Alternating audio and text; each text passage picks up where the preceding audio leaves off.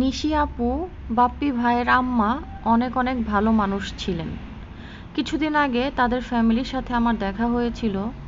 আমরা তো সবসময় ভিডিও দেখে তাদের জাজ করি, কিন্তু সামনাসামনি তাদের সাথে দেখা হওয়ার পর আমার কাছে অনেক বেশি ভালো লেগেছে। বিশেষ করে বাপ্পি ভাইয়ার ব্যবহার, কথাবার্তা এত এত সুন্দর, কি আর বলবো। আমি যখন বাপ্পি ভাইয়ার কাছে ওনার আম্মা, ওনার বোন, তোষান তাবিবের কথা জিজ্ঞেস করছিলাম, তখনও মনে হয় উনি অনেকটা ইমোশনাল হয়ে গিয়েছিল। তো আমি বলছিলাম যে ভাইয়া, আমি আপনাদের প্রত্যেকটা ভিডিওই দেখি, আমার কাছে অনেক বেশি ভালো লাগে।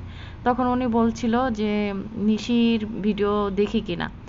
তখন বললাম যে হ্যাঁ ভাইয়া, নিশি আপুর ভিডিও দেখি, তোষান তাবিব ওদের ভিডিও অনেক অনেক বেশি ভালো লাগে। তো উনি অনেক বেশি খুশি হলো। আমি যখন বলেছিলাম যে আপনাদের ভিডিও দেখি, তখন কিন্তু ওনার বোনটার কথা উনি বলল।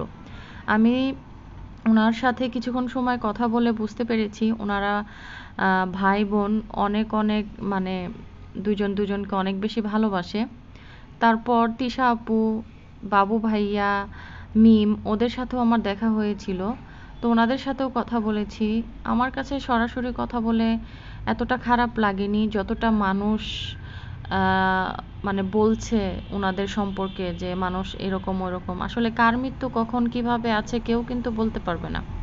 অনেকে বাপ্পি ভাইয়াকে অনেকভাবে কমেন্ট করছে, অনেকভাবে কথা বলতেছে। এগুলো বলা বন্ধ করুন। যার যার ফ্যামিলির প্রবলেম সেই জানে। আমরা কিন্তু দূরে থেকে কেউ বলতে পারবো না কখন কার ফ্যামিলিতে কি ঘটছে।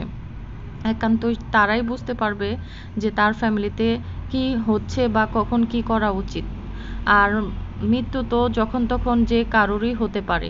সেটা নিয়ে বেশি বাড়াবাড়ি করা বা একজনের মনে কষ্ট দিয়ে কথা বলা, এটা আমাদের মুসলিমের মোটেও ঠিক না। আমরা সবাই সবার জায়গা থেকে সবার জন্য দোয়া করব।